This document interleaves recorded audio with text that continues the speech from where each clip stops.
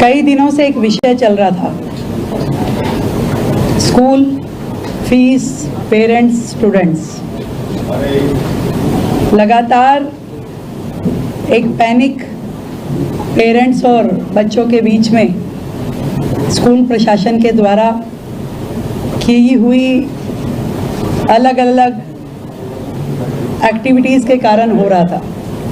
और जब हमने उसको बहुत डीप स्टडी किया और सरकार की ओर से स्टेप्स लिए, हमने अपने डीएम्स को स्कूल्स में भेजा चेक करने के लिए कि जो जो पेरेंट्स की बातचीत थी कि भी हमारे बच्चे के साथ में दुर्व्यवहार हो रहा है, उसको फीस के लिए प्रेशराइज किया जा रहा है, उसको परेशान किया जा रहा है। डीएम्स को भेजा गया, डीएम्स ने भी अपना पूरा रिपोर्ट बना के दिया, उनका ऑडिट भी हुआ और पूरा संज्ञान लेते हुए कि इससे पहले क्या प्रोसीजर रहता था कि फ़ीस किस तरीके से बढ़ रही थी, किस तरीके से रोकी जा रही थी।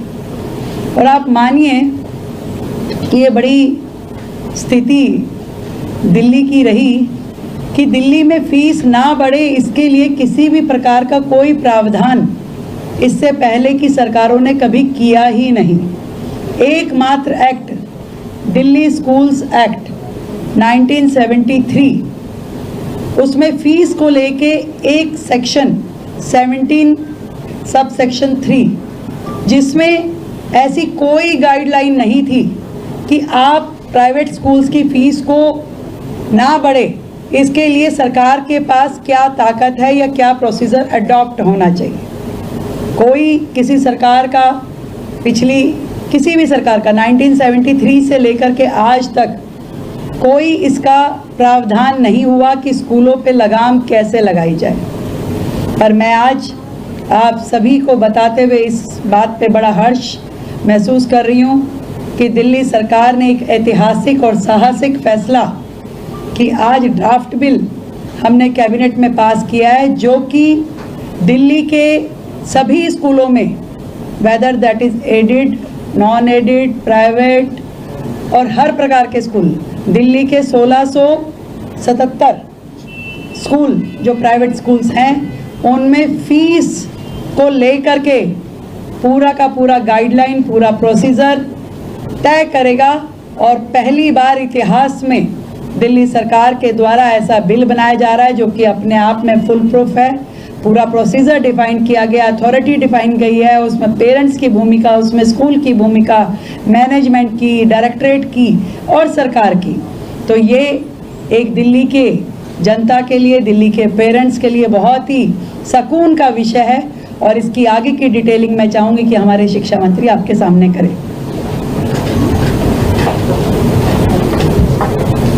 आदरणीय मुख्यमंत्री जी ने आपके समक्ष दिल्ली की स्कूलों में फ़ी हाइक के संदर्भ में, फीस बढ़े या ना बढ़े उसके संदर्भ में अभी जो कैबिनेट ने बिल पास किया उसके बारे में आपको सूचना दी।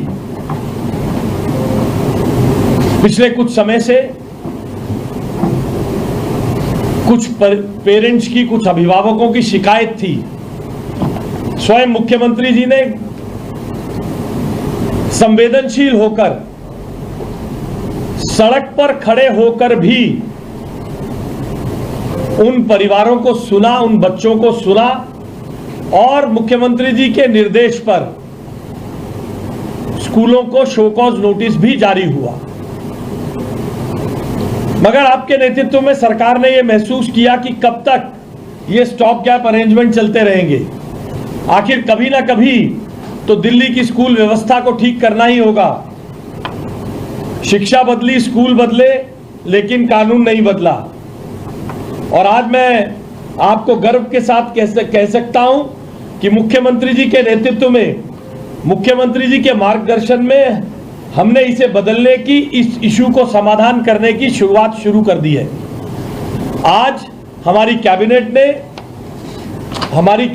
ने आज एक बिल पास किया है, जिस बिल का नाम है Delhi school education transparency in fixation and regulation of fees bill 2025। मैं आप सबके लिए दोबारा दोहराता हूं, Delhi school education transparency in fixation and regulation of fees bill 2025-2025 जैसा कि नाम बताता है कि फीस रेगुलेट भी की जाएगी और ट्रांसपेरेंटली रेगुलेट की जाएगी। फीस बढ़ेगी या नहीं बढ़ेगी इसका प्रोसेस ट्रांसपेरेंटली होगा। पहले की सरकारों ने 27 साल हो गए, हमने 65 दिन में मुख्यमंत्री जी के निर्देश पर, उनके मार्गदर्शन में हमने 65 दिन के अंदर इस बिल को लाकर दिल्ली की जनता को नया प्रशासन, गुड गवर्नेंस के नए आयाम खड़े करने का काम किया है। इस बिल में दिल्ली की जनता के उन 1677 स्कूलों में पढ़ने वाले बच्चों को, उनके अभिभावकों को आज राहत की सांस मिलेगी, क्योंकि जैसा माननीय मुख्यमंत्री जी ने बताया, दिल्ली स्कूल एक्ट 1973 की धारा 17(3) और धारा 180 के अंतर्गत स्कूलों के पास बाध्यता नहीं थी, और पिछली सरकार ने 2024 में हाईकोर्ट में मुकदमा हारने के बाद रही सही ताकत को भी खो दिया था। इसलिए आज हमने transparency in fixation and regulation of fees bill 2025 पास किया है, पार्लियामेंट हमारी कैबिनेट ने पास किया है। मैं आपको इस बिल के कुछ प्रावधानों से अवगत कराना चाहता हूं, बाकी की जानकारी आपके सामने हम प्रेस रिलीज के माध्यम से भी बताएंगे। जैसा बताया गया कि पिछले बिल में कोई रोक टोक नहीं थी कि कब फीस बढ़ेगी, कैसे फीस बढ़ेगी, कौन फीस बढ़ाएगा। उस एक्ट में प्रावधान था कि आप केवल सूचित कर दीजिए। इसलिए इस बिल में तीन स्तरीय समिति बनाकर, 3 स्तर पर समिति बनाकर इस बिल को लागू करने का काम हमने किया है। पहले लेवल पर एक स्कूल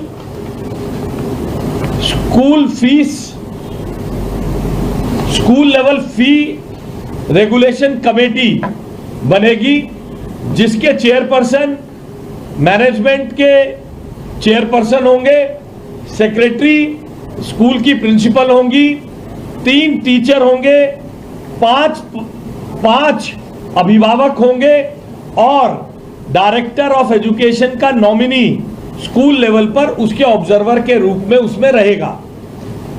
ये 5 पेरेंट जो होंगे, ये पीटीए के जो सदस्य हैं उनमें से ड्रॉ ऑफ लॉट के माध्यम से चुने जाएंगे। स्कूल अपनी मनमानी नहीं कर पाएगा। जितने पेरेंट्स हैं, इसके रूल्स फॉर्मुलेट होंगे, उनको ड्रॉ ऑफ लॉट के माध्यम से पेरेंट्स को चुना जाएगा और ये लोग 3 साल के लिए फीस को बढ़ाने या फीस के संदर्भ में क्या करना है उसका निर्णय करेंगे। ये 5 सदस्यीय इस पूरी कमेटी में एक SC/ST समाज का अभिभावक और इन 10 में से 2 महिलाएं होना अनिवार्य होगा। इनमें एक SC/ST परिवार और 2 महिलाएं होना अनिवार्य होगा। और स्कूल फी रेगुलेशन कमेटी 18 बिंदुओं के आधार पर, स्कूल की बिल्डिंग कैसी है, स्कूल का प्लेग्राउंड कैसा है, स्कूल के पास कितना खाते में पैसा है, स्कूल के कौन से ग्रेड देता है, कौन सी पे कमीशन देता है टीचर्स को, लैब कितनी है, लाइब्रेरी कैसी है, डिजिटल है, ऐसे 18 पॉइंट्स के आधार पर स्कूल ये निर्णय करेगा,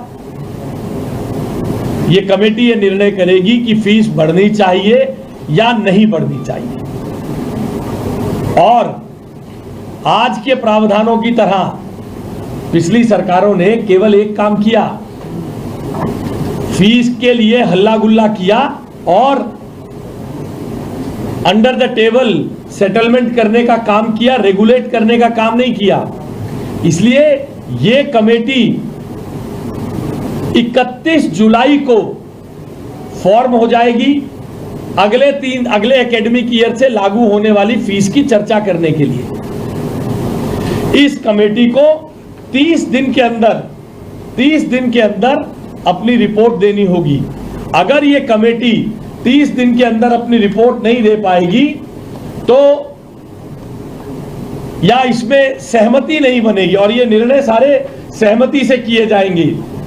अगर ये 30 दिन में नहीं दे पाएगी तो डिस्ट्रिक्ट लेवल कमेटी जिसमें डायरेक्टरेट ऑफ एजुकेशन का chairperson deputy director education district का होगा, मेंबर सेक्रेटरी जोन के डायरेक्टर होंगे, एक चार्टर्ड अकाउंटेंट होंगे, डिस्ट्रिक्ट रीजन के अकाउंट फंक्शनरी होंगे, और 2 टीचर जो इसमें चुने गए हैं ड्रॉ ऑफ लॉट से, और 2 पेरेंट। ये डिस्ट्रिक्ट लेवल पर इन अपील्स को सुनेंगे। इन अपील्स को सुनने के बाद अगर इसमें फिर भी कोई एनोमली रहेगी तो ये कमेटी 30 से 45 दिन के अंदर अपनी रिपोर्ट देगी। अगर यहां पर भी सहमति नहीं होगी तो स्टेट लेवल की कमेटी जिसमें चेयरपर्सन मंत्रालय तय करेगा कौन होंगे, और उसके साथ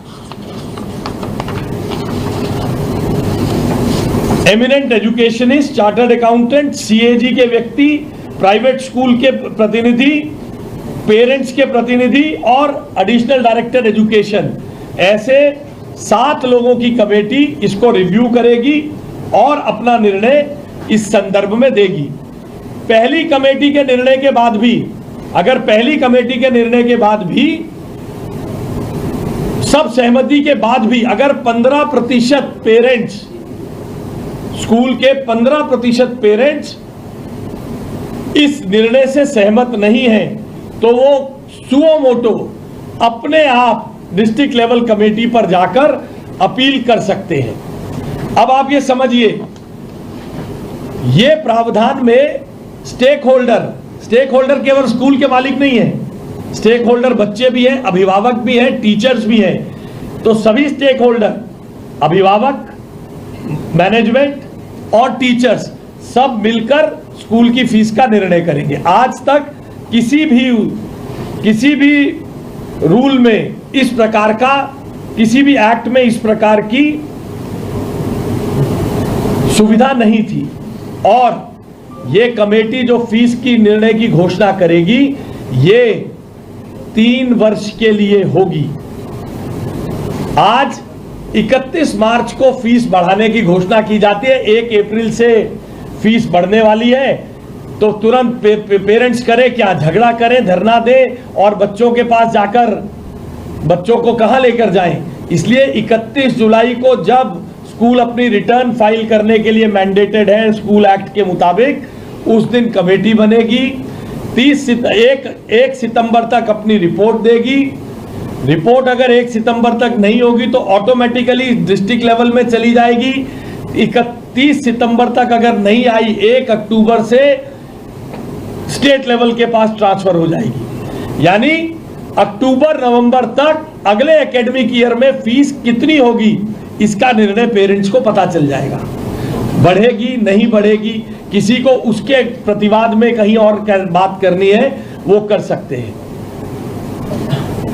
एक ट्रांसपेरेंट व्यवस्था, सारे रिकॉर्ड्स पेरेंट्स के सामने प्रस्तुत किए जाएंगे, बैलेंस शीट प्रस्तुत की जाएगी, और आज तक किसी एक्ट में, अभी आप लोग भी अक्सर सवाल पूछते हैं ना, आपने डीपीएस को नोटिस भेजा, डीपीएस जवाब नहीं दे रहा, ये एक्ट की कमी थी। और पिछली सरकार ने शोर मचाने के सिवा कोई काम नहीं किया, हाईकोर्ट में कुछ निर्णय नहीं किया, हाईकोर्ट में केस हार गए। हमने इस एक्ट में, इस बिल में प्रावधान किया है कि जो स्कूल बिना कमेटी के निर्णय के फीस बढ़ाने का काम करेगा उसे 1 लाख रुपए से लेकर 10 लाख रुपए तक की पेनल्टी लगाई जाएगी, और जरूरत पड़ने पर उसके मान्यता को रद्द करके उसकी मैनेजमेंट को टेक ओवर करने का भी अधिकार डायरेक्टोरेट ऑफ एजुकेशन को Delhi school fees transparency fixation act bill देता है। 1 लाख से लेकर 10 लाख रुपए तक का जुर्माना देने का लगाने का काम भी इस पर किया जाएगा। इसके अलावा कोर्सिव मेथड से, कोर्सिव मेथड यानी स्कूल ने यूनिलैटरल फीस बढ़ा दी, विवाद चल रहा है, तो आपने बढ़ी हुई फीस नहीं दी है, तो ऐसी शिकायतें आ रही हैं पिछले 5 साल से कि कह दिया बच्चे को लाइब्रेरी में बिठाओ, बच्चे को क्लास नहीं अटेंड करने देंगे। 1973 के एक्ट में इसके खिलाफ कोई प्रावधान नहीं था। 5 साल तक शिक्षा की क्रांति के जनक बैठे रहे, शोर करते रहे, मगर इस पे कोई सुधार करने की बात नहीं हुई। 16 में 17 में एक्ट लेकर आए, मैं आपको कागज दिखाऊंगा, हिम्मत नहीं जुटा पाए, एक मूव चलाया, हिम्मत नहीं जुटा पाए इसको बढ़ाने का, क्योंकि अकूत संपदा से विभिन्न राज्यों में इन स्कूलों से हमारे बच्चों की माध्यम से एक्सटॉर्शन करके चुनाव लड़ने के लिए पैसा कहां से आता। मूव करा, इंप्लीमेंट नहीं करा पाए। हमारी सरकार ने दृढ़ राजनीतिक इच्छा शक्ति के साथ आदरणीय मुख्यमंत्री जी ने इस पेनल्टी के क्लॉज को रखा है, क्योंकि बच्चों का भविष्य सबसे प्राथमिकता है इस सरकार की। और कोर्सिव मेथड से जबरदस्ती किसी को बाहर बिठाया तो हर बच्चे की शिकायत पर 50,000 रुपए प्रतिदिन, 50,000 रुपए शिकायत मिलने पर प्रति बच्चे के हिसाब से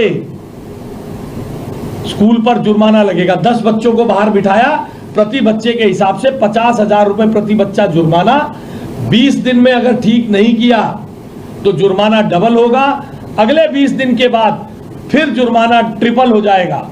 और अगर इंप्लीमेंट उसके बाद भी स्कूल ने सुधार नहीं किया तो स्कूल की मान्यता रद्द करके मैनेजमेंट टेक ओवर करने का अधिकार इस बिल ने, इस बिल के प्रावधानों ने हमें दिया है। इतने सारे पेनल्टी के क्लॉज, इतनी सारी ट्रांसपेरेंट व्यवस्था, पेरेंट्स, टीचर्स और स्कूल की मैनेजमेंट मिलकर इस चीज की पालना करें, ऐसी व्यवस्था माननीय मुख्यमंत्री जी के निर्देश पर हमने इसमें की है। और ये सारा प्रोसेस टाइम बाउंड है। मैं आपको फिर से टाइमलाइन बताना चाहता हूं, आप इस टाइमलाइन को जरूर ध्यान रखिए, क्योंकि हमारी मंशा पेरेंट्स को, अभिभावकों को और 31 जुलाई को हम formation of school level committee करेंगे। 15 सितंबर ऑफ करंट एकेडमिक ईयर में मैनेजमेंट को ये लाना पड़ेगा, 30 सितंबर पार नहीं कर सकते। उसके बाद डिस्ट्रिक्ट लेवल कमेटी को अपील करके 30 से 45 दिन में इसको हल करना पड़ेगा। और उसके 30 से 45 दिन के अंदर अगर इतने समय में नहीं हुआ, ऑटोमेटिकली केस स्कूल से डिस्ट्रिक्ट में और डिस्ट्रिक्ट से स्टेट में ट्रांसफर्ड माना जाएगा। ये नहीं है कि स्कूल मैनेजमेंट कमेटी की चेयरमैनशिप में जो कमेटी है वो अपने पास लेकर बैठ जाएगी। 30 दिन में फैसला नहीं होगा तो ऑटोमेटिकली डिस्ट्रिक्ट में चली जाएगी। 30 से 45 दिन अंतिम, फैसला नहीं होगा तो ऑटोमेटिकली स्टेट में। जो स्कूल इसके कॉन्ट्रावेंशन में फीस बढ़ाएगा उसको अगले 3 साल के लिए भी फी रिवीजन की अनुमति रोकने का प्रावधान इनमें है। हमने आज कैबिनेट में ये बिल पास किया है। छोटे छोटे राज्यों ने, हरियाणा ने, अन्य राज्यों में महाराष्ट्र ने, राजस्थान ने, उत्तर प्रदेश ने फी रेगुलेशन के बिल पास किए। अड़ोस पड़ोस के राज्यों की निंदा करने के सिवा पिछली सरकार ने कुछ नहीं किया। 4 बिल्डिंग बना के शोर मचाते रहे। ये हमारी मुख्यमंत्री जी की दृढ़ राजनीतिक इच्छा शक्ति और दृढ़ विश्वास, गुड गवर्नेंस का, अपने बच्चों की सुरक्षा, उनके मानसिक दबाव को दूर करते हुए उनके पेरेंट्स के मानसिक दबाव को दूर करते। कल्पना करिए ना, अक्टूबर तक जो निर्णय होना स्कूल की फीस का हो गया। अगर आपको लगता है कि मेरे को इस फीस पे मेरे को ठीक नहीं है, 15% पेरेंट्स भी इसके खिलाफ नहीं है, तो आपके पास पर्याप्त समय है नए एकेडमिक सेशन में अपने बच्चे को किसी दूसरे स्कूल में ले जाने के लिए। हमने किसी को अधिकार नहीं दिया फीस बढ़ाने का। स्कूल अपना निर्णय करे, पेरेंट्स के साथ मिलकर करे, और उसकी रेगुलेशन का काम हम करेंगे। सेक्शन 14 इस एक्ट का सुओ मोटो अधिकार देता है डायरेक्टर ऑफ एजुकेशन को कि वो किसी भी स्कूल के रिकॉर्ड, किसी भी स्कूल के स्टेटमेंट ऑफ अकाउंट्स, किसी भी स्कूल के फंड्स को सीज करके उस पर कार्रवाई करने के लिए अख्तियार देता है।